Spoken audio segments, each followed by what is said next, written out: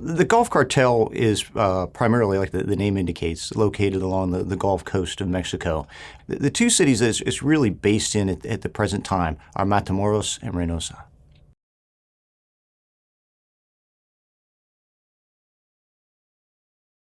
A lot of times you'll hear us talking about how cartel organizations had evolved out of the Guadalajara cartel, but the Gulf Cartel is really an exception to that.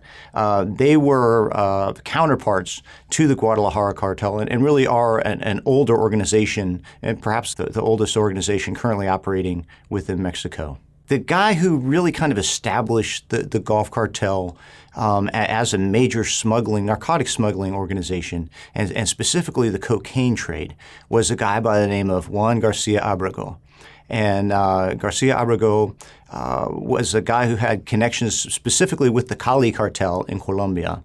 Before, the Mexicans used to make just a little bit less on what they moved through their territory. Under Garcia Abrego, they began grabbing a larger portion of that, and those increased proceeds then are really what helped the Mexican cartels grow as far as their financial and really their power.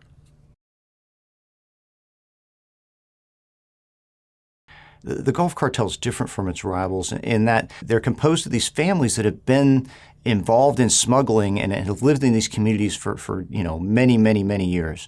In a lot of the other cartels, we have people who have moved from Sinaloa to form the Juarez cartel or the Arellano Felix organization in Tijuana. And so they've kind of been outsiders coming in. But with the Gulf Cartel, we have these families that are really entrenched in the community. They really are related to many, many people in the community, and that gives them kind of a wide support base. And so it's also hard to really kind of root them out. And they've been involved in this smuggling, really for decades and decades.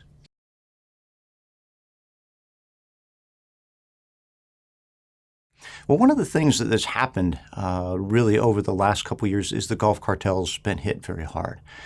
First, they had the split with Los Zetas, and that hurt them incredibly because Los Zetas were a very large part of the cartel and really were their enforcement arm. Of course, they also have suffered the loss of several very important leaders, guys like Tony Tormenta and several others who have really hurt the organization as far as leadership goes.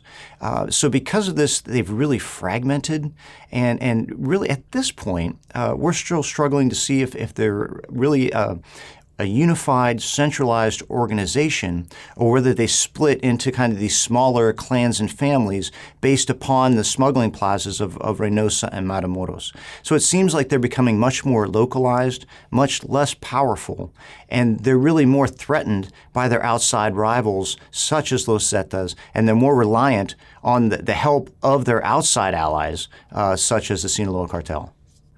So things could kind of unwind pretty rapidly for them as this year progresses.